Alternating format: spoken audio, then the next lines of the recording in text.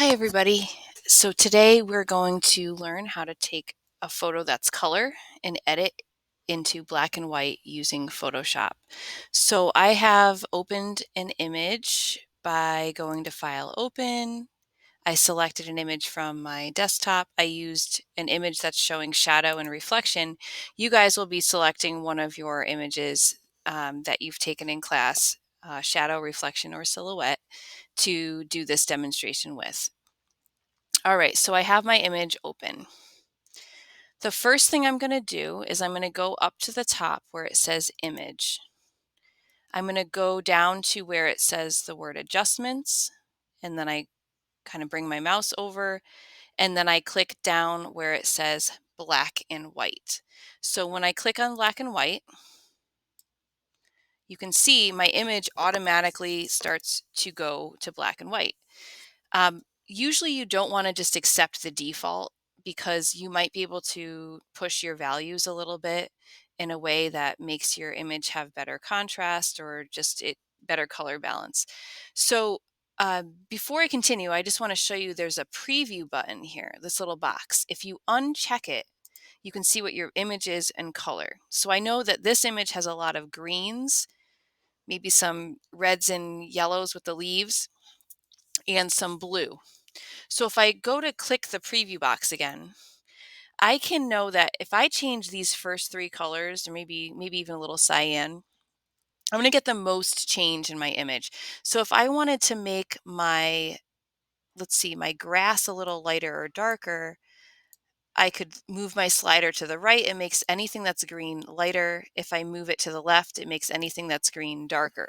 So I can affect my different values by moving the sliders. There's also yellow in grass, so that can also affect the grass color if I move the yellow to lighter or darker. Red might be a little bit present in the leaves, so I can adjust and make the leaves lighter if I wanted. And when I increase the brightness of the red and decrease the brightness of the green, I'm giving a little more contrast to my image than it was originally there.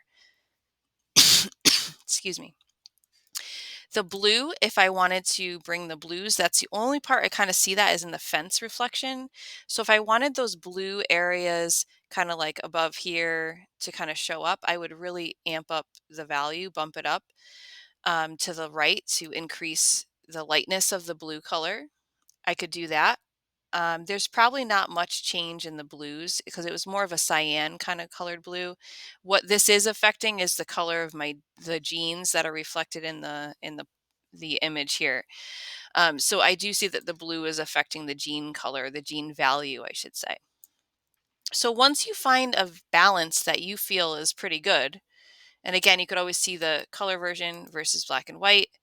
It kind of gives you an idea of like how the colors are translating. Once you're happy with it, you would go and click OK. So now you've made it into black and white. What I recommend is when you go to save it as a different name. So I'm going to do File, Save As. I'm going to click Save on Computer. And I'm going to change the name of it to be Black and White Edit Shadow. I mean, this is also reflection, but we're going to go with that. And I can go to my Google Drive account. I'm going to click on my drive. I'm going to click on my folder for photo 1 pics. And then I could, if you have a subfolder you want to put your latest subject matter in, you could do that. I could make a new folder if I wanted. I might just do that and call it light as subject. Some of you might already have this in your drive folder. If you do, you don't need to make a new folder. You could just save it to it. So that's what I'm going to do. I'm going to make sure it's a JPEG. I'm going to hit save. I'm going to click OK. I'm making sure that the value is set to high. And then when I'm done, all I have to do is turn this JPEG into Classroom for the assignment, black and white edit, um, using black and white lightest subject matter edit. So that's it. I hope that you guys found this tutorial helpful. And if you have any questions when I'm back in class, you can feel free to ask me. All right, guys, thank you so much.